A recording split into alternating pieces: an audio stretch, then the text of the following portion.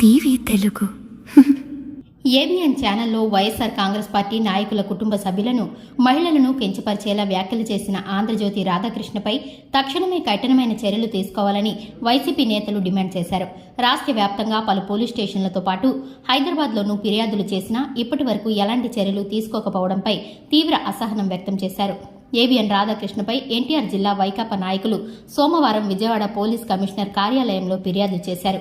ఈ కార్యక్రమంలో వైసీపీ ఎన్టీఆర్ జిల్లా అధ్యక్షుడు దేవినేని అవినాష్, మాజీ మంత్రులు వెల్లంపల్లి శ్రీనివాసరావు, జోగి రమేష్, మాజీ ఎమ్మెల్యే మల్లాది విష్ణు, మాజీ మేయర్ రాయన భాగ్యలక్ష్మి, నాయకులు పూనూరు గౌతమ్ రెడ్డి, వంగవీటి నరేంద్ర, తన్నీరు నాగేశ్వరరావు తదితరులు పాల్గొన్నారు. ఈ సందర్భంగా వారు మాట్లాడుతూ తాము సాక్ష్యాధారాలతో సహా ఫిర్యాదు చేసేందుకు వస్తే కనీసం ఫిర్యాదు తీసుకోవడానికి కూడా పోలీసు అధికారులు వెనకాడుతున్నారన్నారు. కూటమి ప్రభుత్వంలో మహిళలకు ఇచ్చే గౌరవం ఇదేనా అని ప్రశ్నించారు. మాజీ మంత్రి అంబటి రాంబాబు ఒక చిన్న మాట జారి దానికి చింతిస్తున్నానని వివరణ ఇచ్చినప్పటికీ ఆయనపై కేసులు పెట్టి పర్సనల్గా ఇబ్బంది పెట్టి జైలుకు పంపారని, రాధాకృష్ణను ఎందుకు అరెస్ట్ చేయడం లేదని ప్రశ్నించారు. కేవలం తెలుగుదేశం పార్టీ నాయకుల ఇంట్లో ఉండే మహిళలే మహిళల, సామాన్య మహిళలు వైకాపాకు చెందినవారు మహిళలు కారా అని వారు ఆవేదన వ్యక్తం చేశారు. ముఖ్యమంత్రి చంద్రబాబు నాయుడు, ఉప ముఖ్యమంత్రి పవన్ కళ్యాణ్, మంత్రి నారా లోకేష్ ఈ విషయంలో స్పందించి రాధాకృష్ణపై తక్షణమే చర్యలు తీసుకోవాలని, తీసుకోకపోతే ఈ కూటమి ప్రభుత్వ నాయకులందరూ చరిత్రలో మహిళా ద్రోహులుగా మిగిలిపోతారని హెచ్చరించారు. మొన్న ఏబిఎన్ ఛానల్లో వైఎస్ఆర్ కాంగ్రెస్ పార్టీ నాయకులు కుటుంబ సభ్యుల మీద కించపరిచే విధంగా, మహిళలను అవమానపరిచే విధంగా మాట్లాడారు. దాని మీద చర్యలు తీసుకోవాలని చెప్పని రాష్ట్ర వ్యాప్తంగా అటు హైదరాబాద్లో కానివ్వండి, నియోజకవర్గంలో ఉన్న పోలీస్ స్టేషన్లు కానివ్వండి, గతంలో కూడా ఇక్కడ సిపి గారికి మేము అందరం కూడా వినతిపత్రం ఇవ్వడం కూడా జరిగింది, కంప్లైంట్ ఇవ్వడం కూడా జరిగింది. అదేవిధంగా ఈరోజు సాక్ష్యాధారాలతో సహా ఈరోజు కూడా కంప్లైంట్ ఇద్దామని చెప్పని మా ఎన్టీఆర్ జిల్లా నుంచి అందరం కలిసి వస్తే అది తీసుకోవడానికి కూడా పోలీసు అధికారులు అందరూ కూడా వెనకాడే పరిస్థితి. అంటే మహిళల్ని కించపరిస్తే కనీసం మహిళలను కించపరిస్తే వాటి మీద కంప్లైంట్ తీసుకోవడానికి కూడా పోలీసు వ్యవస్థ వెనకాడుతుందంటే ఈ కూటమి ప్రభుత్వంలో మహిళలకి ఏ విధమైన గౌరవం ఉందో మనం అర్థం చేసుకోవాల్సిన అవసరం ఉంది. ఎందుకంటే చంద్రబాబు నాయుడు గారు, తెలుగుదేశం పార్టీ నాయకులు ఇంట్లోనే మహిళలుగా అవుతారా? వైఎస్ఆర్ కాంగ్రెస్ పార్టీ కానీ సామాన్య మహిళలు అనేవాళ్ళు మహిళల కింద రారా? ఎంత దుర్మార్గంగా రాధాకృష్ణ మాట్లాడాడంటే అంత దుర్మార్గంగా. ఇప్పుడు మేము పోలీస్ స్టేషన్లో గతంలో పోలీస్ స్టేషన్ కంప్లైంట్ ఇచ్చాం, దాని మీద యాక్షన్ లేదు. గతంలో సిపి గారికి కంప్లైంట్ ఇచ్చాం, దాని మీద యాక్షన్ లేదు. మళ్ళీ ఈ రోజు కూడా సాక్ష్యాధారాలతో సహా సిపి గారు ఆఫీస్కి వస్తే సిపి గారు లేరు, డీసీపీ గారు లేరు. ఇక్కడ మనం కంప్లైంట్ కూడా ఫైల్ చేయడం జరిగింది. ఇప్పటికైనా కానీ ఆంధ్రజ్యోతి రాధాకృష్ణ మీద కఠినమైన చర్యలు తీసుకోవాలి. ఎందుకంటే గతంలో మా మాజీ మంత్రి అంబటి రాంబాబు గారు అక్కడ జరుగుతున్న ఘర్షణలో చిన్న మాట జారితే దానికి ఆయన సవరించుకొని అది నేను చంద్రబాబుని అనలేదు, ఆయన ఉద్దేశించి అనలేదు, నేను చింతిస్తున్నా అని చెప్పి దాని మీద విత్డ్రా చేసుకుంటే కూడా అతని మీద కేసులు పెట్టి, పోలీస్ స్టేషన్లో కేసు పెట్టి అతన్ని పర్సనల్ గా కూడా ఇబ్బంది పెట్టి జైల్లోకి వేశారే. అంటే ఇక్కడ మహిళల్ని కించపరిస్తే ఆ సెక్షన్ కింద రాధాకృష్ణ అరెస్ట్ చేయరా? మాజీ మంత్రి అంబటి రాంబాబుని అరెస్ట్ చేసినప్పుడు రాధాకృష్ణని ఎందుకు అరెస్ట్ చేయరు? ఎందుకు అరెస్ట్ చేయరు రాధాకృష్ణని? ఎందుకంటే చంద్రబాబు నాయుడికి ఈ రాష్ట్రంలో మహిళల మీద ఎటువంటి గౌరవం లేదు. మహిళల్ని కించపరిచినా కానివ్వండి, మహిళల్ని ఇబ్బంది పెట్టినప్పటికీ కానివ్వండి, మహిళల్ని అనేక విధాలుగా కూటమి నాయకులు ఇబ్బంది పెడుతున్నప్పటికీ కూడా ఒక్క కేసు కూడా కూటమి నాయకుల మీద కట్టబోవడం అనేది మహిళలకు ఇచ్చే గౌరవం ఇదేనా అని చెప్పి చంద్రబాబుని ప్రశ్నిస్తున్నాను. ఇప్పటికైనా కానీ చంద్రబాబు నాయుడు కానీ, పవన్ కళ్యాణ్ కానీ, నారా లోకేష్ కానీ, కూటమిలో నాయకులందరూ కూడా ఇప్పటికైనా కానీ రాధాకృష్ణ మీద చర్యలు తీసుకోకపోతే మహిళా ద్రోహిగా మిగిలిపోతారు ఈ కూటమి ప్రభుత్వం నాయకులు అని చెప్పని మీరు తెలియపరుచుకుంటున్నారు. కలాం పోటుగాడిని అని చెప్పుకునే రాధాకృష్ణని విజయవాడ పోలీస్ కమిషనరేట్ కార్యాలయం ముందు మీడియా మిత్రుల సమక్షంలో నువ్వు మాట్లాడిన మాటలు కానీ, నువ్వు వాడిన భాష కానీ ఒక బూత్ పత్రిక, ఒక బూత్ ఛానల్ సభ్య సమాజం తలదించుకునే విధంగా వైఎస్ఆర్ కాంగ్రెస్ పార్టీ కుటుంబ సభ్యుల్ని మొత్తం కూడా కించపరిచే విధంగా మా కుటుంబాల మీద నిందలు వేసి రాధాకృష్ణ ప్రశ్నిస్తా ఉన్నా. రాధాకృష్ణని సమర్థించే ఆంధ్రప్రదేశ్ ముఖ్యమంత్రి చంద్రబాబు నాయుడుని అడుగుతా ఉన్నా, చంద్రబాబు నాయుడు కొడుకు లోకేష్ అడుగుతా ఉన్నా,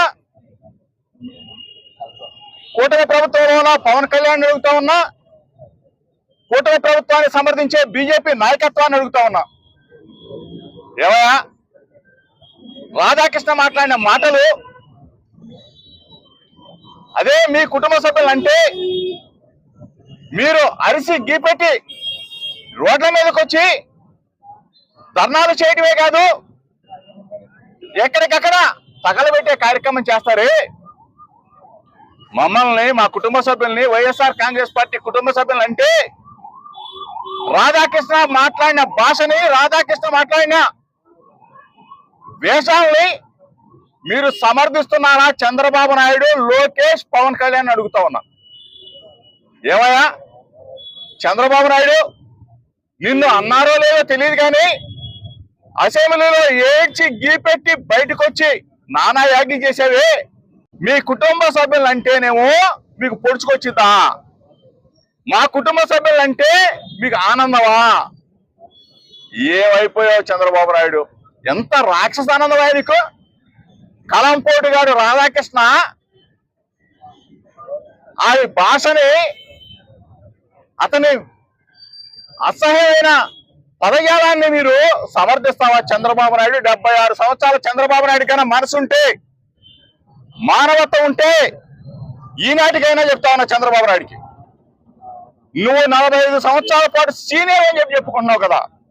రాధాకృష్ణ మాట్లాడిన మాటను ఒక్కసారి నువ్వు విను,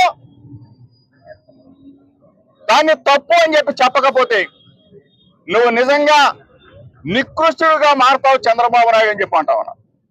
దయచేసి పోలీస్ అధికారులు కూడా చెప్తా ఉన్నాం, పోలీస్ కమిషనర్ గారు, ఇంతమంది నాయకులు వచ్చాం కదా, ఒక సమస్య మీద మొమరాండం తీసుకోవడానికి కూడా, వినతి పత్రం తీసుకోవడానికి కూడా మీకు మనసు ఒప్పట్లేదని చెప్పి అడుగుతా ఉన్నా. మీకు కూడా కుటుంబ సభ్యులు ఉన్నారు కదా, మీరు కూడా బాధ్యత గల అధికారి కదా.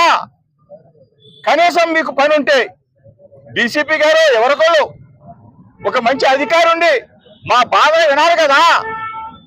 ఇంత దిగజారిపోయి ప్రభుత్వానికి అడుగులు మడుగులు వస్తే మీ వ్యవస్థ ఇది మంచి పద్ధతి కాదు.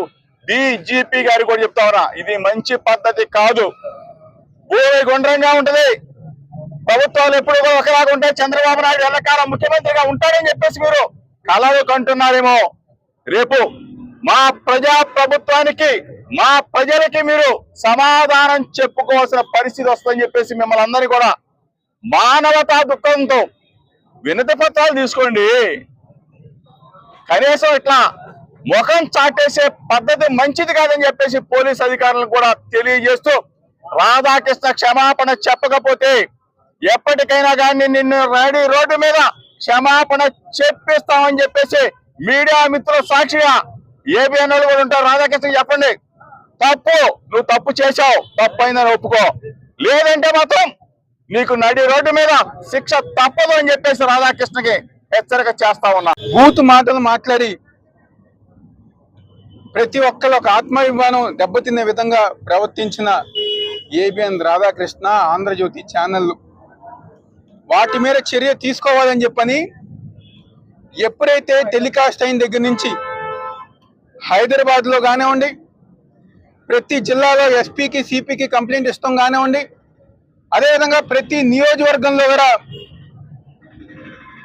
ఆ ఒక నియోజకవర్గంలో ఉన్న వైఎస్ఆర్ కాంగ్రెస్ పార్టీ నాయకులు, కార్యకర్తలు అందరం కూడా వెళ్ళి పోలీస్ స్టేషన్లో కంప్లైంట్ ఇస్తే ఈ రోజు కూడా ఒక్క కేసు కూడా నమోదు చేయకుండా,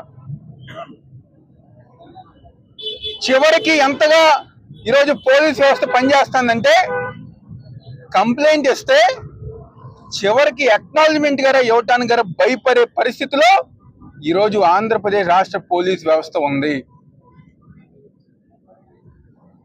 ఈరోజు రెడ్ బుక్ రాజ్యాంగం ప్రకారం కేక్ కోసినా లేకపోతే సంబరాల్లో మేకపోతును కోసినా ఈరోజు దిగజారిపోయి ఎవరైతే వైఎస్ఆర్ కాంగ్రెస్ పార్టీ నాయకుల్ని కార్యకర్తల్ని రోడ్డు మీద నడిపించిన ఈ పోలీస్ వ్యవస్థ, లేకపోతే తప్పుడు కేసులు తప్పుడు అరెస్టులతో వైఎస్ఆర్ కాంగ్రెస్ పార్టీ నాయకుల్ని కార్యకర్తల్ని ఇబ్బంది పెట్టిన ఈ పోలీస్ వ్యవస్థ ఈరోజు ఓపెన్ గా టీవీలో మహిళల్ని, మా ఇంట్లో వాళ్ళని మీ పిల్లలు కాదు అని చెప్పనే విధంగా నీచంగా మాట్లాడిన ఏబిఎన్ రాధాకృష్ణ ఏబిఎన్ ఛానల్ పై ఎందుకు చర్య తీసుకోలేదు అని చెప్పని ఈరోజు మరొకసారి ఏడు నియోజకవర్గాలకు సంబంధించిన మా మాజీ మంత్రివర్యులు కానివ్వండి, మా ఎక్స్ఎమ్మెల్యేలు కానివ్వండి, మా సమన్వయకర్తలు కానివ్వండి, మా రాష్ట్ర నాయకులు మళ్ళీ ఈరోజు సిపి గారిని లేకపోతే ఏడీసీపీ గారిని కలుస్తాం చెప్పని వస్తే ఈరోజు ఆ కాగితం తీసుకోవటం గారు ఈరోజు వాళ్ళు భయపడ్డారు. సిపి గారు తీసుకోవాలా, డీసీపీ గారు ఆమె తీసుకోలేదు. చివరికి ఎవరైతే స్థానికంగా ఉన్న సిఏ గారు ఉన్నారో ఆయన గారు తీసుకోవటానికి భయపడే విధంగా ఈరోజు రాష్ట్రంలో పోలీస్ వ్యవస్థ పనిచేస్తాను. గ్రీవెన్సెల్లో అంటే ఏ విధంగా మీరు భయపడుతున్నారు?